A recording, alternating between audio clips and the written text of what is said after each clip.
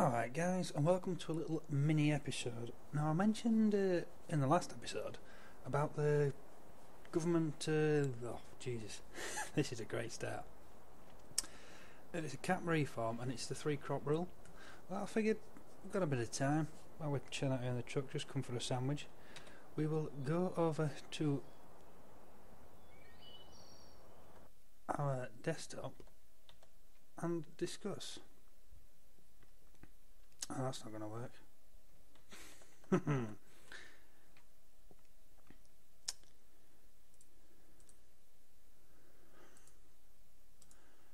There we go.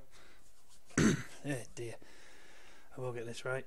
Anyway, I've got up here a little bit of information. I've compiled it. I have had the help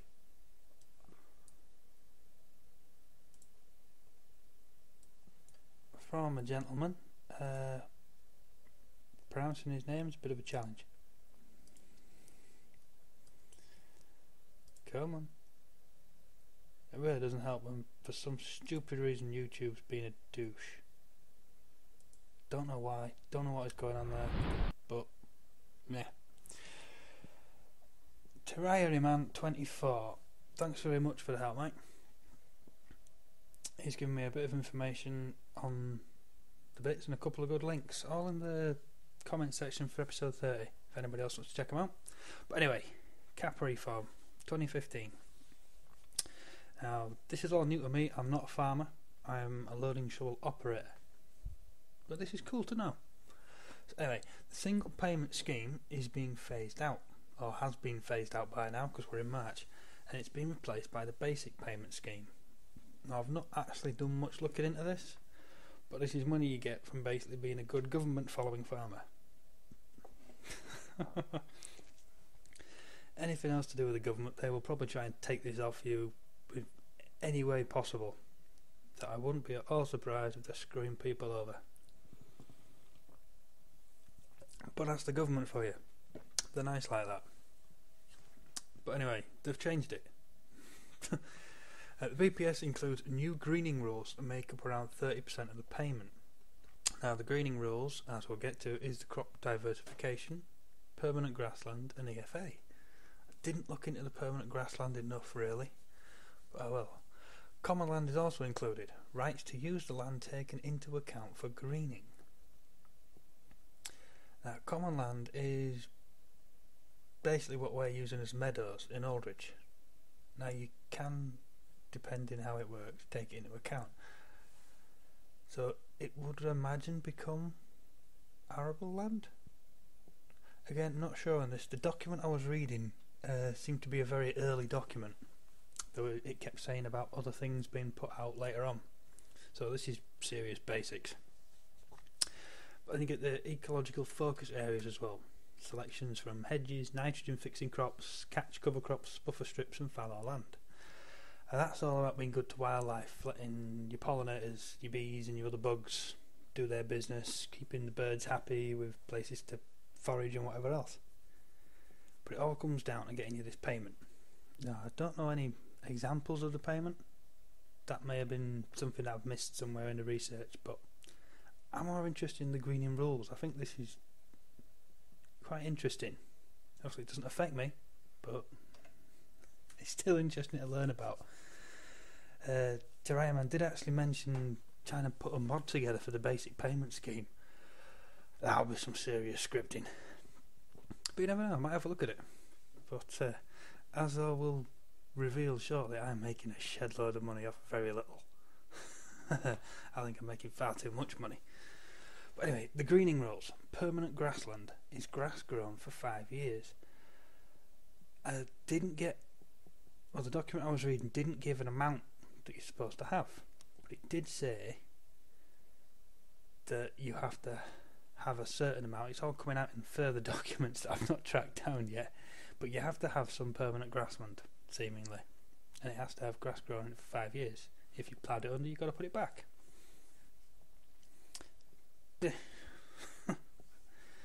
Not entirely sure on that one, but again, I didn't have the up-to-date document. Now the crop diversification, this is the bit that I'm interested in. Well, crops have to be in the ground at least 2 months, ideally the 1st of May to 30th of June. Cropping season account, this is when they're basically going to check up on you to see what you've got going on. Now, the 2 to 3 crop rule. 10 hectares of arable land, or you have to have 10 hectares of arable land to have to comply, basically, to be eligible for it. If you have less, you're clear, don't worry about it. But above 10, below 30, you have to go along with a 2 crop rule. The largest crop could not be more than 75% of your total land. Now, above 30 hectares, and you're into the 3 crop rule. Now, your largest crop, Mr. P, cannot be more than 75% again, but your largest 2 crops cannot make up more than 95%. So you've got to spread them out a bit. Now, I've put it into different groups as well. The main ones that affect me with Aldridge are A group, which is botanical classification of crops. Not sure on exactly what that means, but it seems to go along with your cereals. But then there's sugar beet thrown in there as well. Yeah, it all gets a little bit. I presume it's Latin. Needless to say, my Latin is not very good. My English is dodgy at best. But yeah, barley, sugar beet, maize, soybean and wheat all come into this A group. But they're all individual crops on themselves. So any of those 3 is good. Which goes against what I thought, because I thought barley and wheat were the same sort of thing. Apparently not. According to this document, it may have changed since. But anyway, B group, we'll see if I can pronounce these bad boys. It's a culture of species in the Brassica, Solanica and Cucurbitaceae. That's wrong. Families. It's basically potato and rapeseed, which is oilseed rape, canola, as far as we're concerned. I didn't track down lucernes in that part. Put your soybeans up in Group A. I didn't see alfalfa, so I don't know. Well, it said it wasn't a completely comprehensive listing. This is just what I dragged out of it. But yeah, again, potato and rapeseed, different kinds of crops. Any of those 3 or 2, and you're good. Happy days.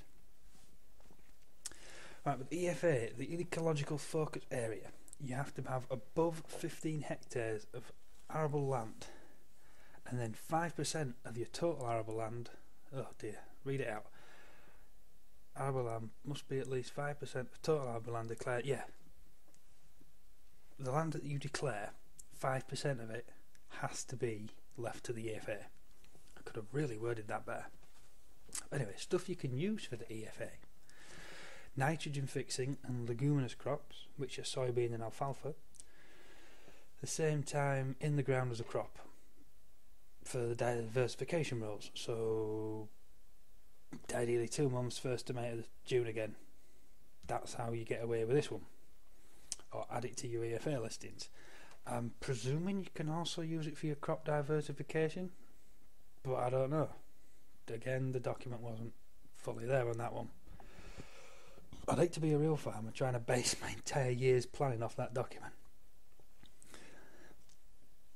That would have really sucked. You don't know where the hell you are. And this was an official document released by the government. It was a big leaflet. But it was early on. They must have thought them all out. Either that or they're just trying to catch people out. But anyway, catch cover crops. Your catch crop has to be established by the last day of August and retained until the first day of October. Your cover crop has to be established by the first day of October and retained until basically midway through January. As far as we're concerned, we've only got alfalfa that uses both those things. Yeah, it's measured by the area. Oh yeah, I forgot about that bit for nitrogen fixing crops. 1 square metre becomes 0.7 square metres towards your EFA count. Not quite sure why they've got a drop there, but they do. So to hit your quota on that, you have to have more square metres than, yeah, because you lose 0.3. Oh dear. Anyway, up to the catch cover crops. It's measured by area, but 1 square metres of a catch or cover crop only counts towards 0.3 of your EFA requirements. Really making it easy, aren't they? Buffer strips, it's basically areas around your field that you leave. I didn't realise that it has to be next to or leading to a watercourse. I'm not entirely sure of that one, but yeah. So basically, if you have a dike next to your field, it has to be 1 metre wide, so you basically leave like a cart track at the top of it. Happy days, you have a buffer strip. This one's measured by length though. So yeah, it's got to be at least 1 metre wide, then measured by length. So say on Google Maps or something, you'd measure it that way. Rather than doing the area, you'd measure the length of it. And I presume times it by 1, or however wide it is. Which then is going to be measured by area. Yeah, because you still need the square metres to work out your EFA lot. But yeah, how cool is that though? 1 buffer strip, a square metre of that gets you 9 square metres for your EFA count. That's immense. Wait till we get to hedges, which is next. But again, the hedge details are unclear on the document I was reading. But the side facing arable land counts, and the other side, if it faces a road, doesn't. If it faces another part of your land, a field, then it counts. It's still a whole hedge, but apparently it doesn't count if half of it belongs to a road. The mind boggles. It really. Who sits in? Our taxes pay these people to sit in offices and basically come up with ideas to screw the rest of us over. They're just nitpicking now. A hedge is a goddamn hedge. You're only allowed to count half the hedge. Why? What if it faces a railway embankment? Even then, a road. That's quite a lot of bird friendly land there. But you can't count it. I don't understand. Normally with a road, you've got the hedge backing out of the field, then you'll have a little bit of a verge as well. That's a lovely bit of untouchable land that's free to do whatever it wants for the birds, the bugs and whatever else. You're leaving that land, it's good. Even if there's a dike in there somewhere, the little bugs are happy. But no, you can't count that because it's on the roadside. Oh dear. I imagine people got really, really fed up of trying to figure this out. Anyway, there should be something about, there we go, fallow land. The last part of the EFA business. What fallow land is defined as land that has no crop production or grazing on it between the 1st of the 1st to the 30th of the 6th, which is basically half a year. The first half of the year. The minimum width is 2 metres. Again, it's measured by area, and this one's equal. 1 square metre of fallow land gets you 1 square metre of EFA. So basically, any land that you've took the crops off last year, you just abandon. Leave it to do what it wants to do. And apparently, it's good to get you EFA. So on Aldridge, I might as well just buy field 19 and leave it. And that gets me the EFA. And I've got some examples here and that'll work it all out. 200 hectares of land, 120 hectares, and that's actually done as that. HA. 120 of that is arable, so that's what the farmers declared. That's where the permanent grassland comes in, I think. Because permanent grassland is not arable and doesn't count towards your crop diversity. There's more rules on this, but that's a different document. I haven't found it again. I'm trying to stick to what I know here. Sorry if it's confusing. I said it's not a complete document. I'm going to patch this up and revisit it at some point. But yes, so the example is 200 hectares of land, 120 hectares is arable. The EFA requirement is found as 120 times 0.05 equals 6 hectares. So you have to come up with 6 hectares to get that. Yeah, that's a lot easier than doing it where I was doing it. Hey. 1 hectare is equal to 10,000 square metres. So to work out the EFA, it's what's this one for? Yeah, this is your percentages to find out if you've got it, if you've worked that out and that out. So if you have an EFA area worked out, you divide it by your total arable area, then times it by 100, and that will give you the percentage difference. If you're above 5%, you're good. If you're below, you need to set some more land up. Now the minimum EFA required area is basically this sum up here. So your total area times by 0.05, which gets you the percentage. But I did it as divided by 100 and then times 5, which is the same thing. But that's a lot better. So I'll just edit this sum up because that one looks a lot better, it's a lot easier, less effort required, efficiency, there we go. I'll put arable area in, there we go. So your total arable area times 0.05 will get you your minimum EFA that you have to throw at it. This is good. Right then, now how does this apply to us on Aldridge? So we'll close that down. Map sizes. Now then, Aldridge is a standard default map, which is 2 kilometres wide. So the PDA size, 2048, is 2. Then you work your way down until you get sort of small areas. Now 1 acre is that of a hectare. It's hard to transfer. This is a lot easier. Metric. 1 hectare is 10,000 metres squared. 100 hectares is a kilometre. I am nowhere near that, as you're about to see. Right, so in we go then to the PDA map. This is what we've got at the minute. We're only coming in at 7.8 hectares. Now, I'll shut it down, haven't I? Yes, I have. Well, we're under the 10, so we don't even conform to the 2 crop rule. 15 for the EFA, we're not at 15. 30 for the 3 crop, we're nowhere near. Nowhere near at all. Right, if I load up this one though, I've worked out some more. Right then, to qualify for the 30, the 3 crop rule and the EFA, I need to pretty much own half the map. Well, most of the map. I'm only missing, 4 fields? And the demon field that I'm not really interested in. Yeah.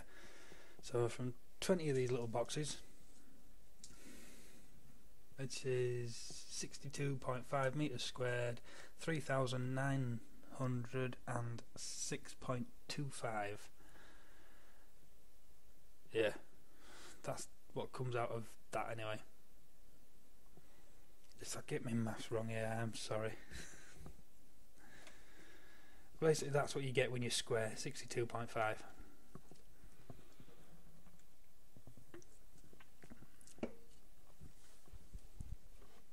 So yeah, 20 boxes, turn that off again, the 20 boxes, so 20 times that gets you 78,125 metres squared. I think I'm on the right lines here. I may be completely off. My maths is, well, it's a long time since I've done maths like this. But yeah, I think I'm on to a winner with this one. Basically, we don't have the land. If I buy half the map, we do have the land. And to get the EFA off all that is that. So if I just buy, I can't even remember what the field is down there. Popped PDA. Field 14? Field 14, wasn't it? Come on, play nice. Where are you? There we go. Yes, field 14. So if I buy field 14, EFA is sorted. Crazy, isn't it? So that's all the EFA I needed. If I just bought that field and left it fallow, jobs are good. Don't have to worry about anything else. Mental. Absolutely mental. I didn't work out how many acres we actually had either for this. Well, that was 19 times that by what? 4? 20 times 4, 80 acres. 80 acres is all that then, give or take. Well, just under, isn't it? Yeah. So 80 acres of land, you'd only need field 14 to complete your EFA, leaving it fallow. That's not including all the little bits around the edges of the fields, where the combines and everything turns round. So it's not perfectly matched up, this either. But I've tried to do it as best I can. But yeah, I think we're covered on the EFA. But that's if I push it out to this level. I mean, that's a lot of fields. That's a lot of fields. All we've got at the minute is this, and that keeps me busy. Oh, wrong one. That's what? 4? No, that's 5, isn't it? What are they? Yeah, so I've got to buy 3, 4 and 7. 2? Did I do 2? Yeah, 2 as well. 13, 17, 16, 15, 12, 21 and 23. And 18. That was done. Did 20 get done as well? No, 20 didn't. Yeah, the only fields I'm missing are 6, 19, 19, 22 and 20. They're the only fields I wouldn't have, the biggest ones. Oh, I suppose we could get the biggest ones and sack the rest off.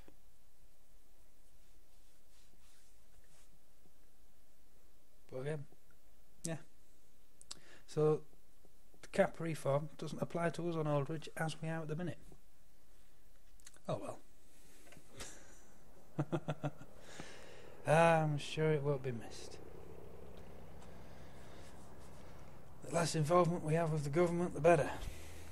But in the meantime, I better get back to work, so I will catch you all on the next episode when I get this grass side out. Catch you then, guys. Laters.